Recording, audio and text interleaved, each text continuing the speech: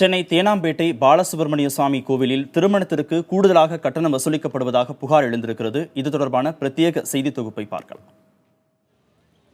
சென்னை தேனாம்பேட்டை எல்டாம்ஸ் ரோட்டில் பாலசுப்ரமணிய சுவாமி திருக்கோவில் அமைந்திருக்கிறது. இங்கு திருமணங்கள் நடத்த இந்து சமய அறநிலைத்துறை அனுமதி அளித்துள்ளது. ஆனால் இங்கு திருமணத்திற்கு வடபழனி முருகன் கோவில் போன்ற பெரிய கோவில்களை விட அதிகமான கட்டணங்கள் வசூலிக்கப்படுவதாக பொதுமக்கள் புகார் கூறுகின்றனர். திருமணத்திற்கான கட்டணம், அர்ச்சகர், மேலம் என மொத்தமாக 10,000 ரூபாய் வரை ஒரு திருமணத்திற்கு கோவில் நிர்வாகம் கட்டணமாக வசூலிப்பதால் சாதாரணமான மக்கள் சிரமத்திற்கு உள்ளாகின்றனர்.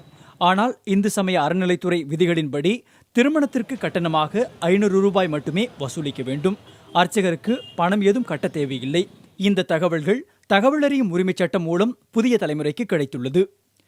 நாங்கள் இந்த ஏரியாவில் இருக்கிறதுனால, அந்த கோவில் பக்கத்தில் இருக்கிறதுனால கல்யாணம் இங்கே வச்சுக்கிட்டோம். வேறு எங்கன்னா கொஞ்சம் லேட்டாக ஆகும்னு சொல்லிட்டு, செலவும் கொஞ்சம் கம்மியாக இருக்குன்னு சொல்கிறதுனால கோவிலில் வைக்கிறது. பட் அங்கேயே அதிகமாக வாங்குறாங்க.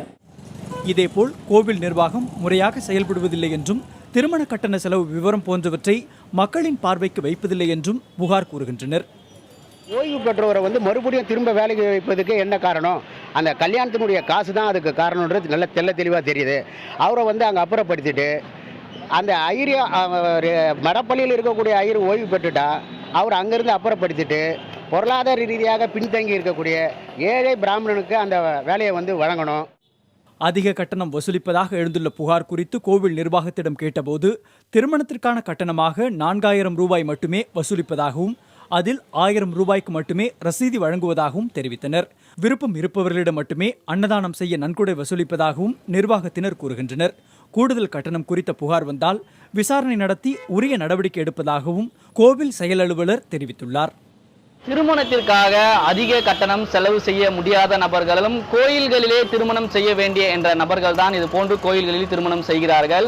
ஆனால் அதிக கட்டணம் வசூலிக்கப்படுவதால் பொதுமக்களுக்கு பெரும் பாதிப்பு ஏற்படுகிறது. அதிக கட்டணம் வசூலிக்கக்கூடிய கோவில் நிர்வாகத்தின் மீது உரிய நடவடிக்கை எடுக்க வேண்டும். கட்டணங்களை முறைப்படுத்த இந்து சமய அறநிலைத்துறை கூடுதலாக நடவடிக்கை எடுக்க வேண்டும் என்பதே சமூக ஆர்வலர்களின் எதிர்பார்ப்பாக இருக்கிறது. புதிய தலைமுறைக்காக ஒளிப்பதிவாளர் சதீஷுடன் ராஜ்குமார்.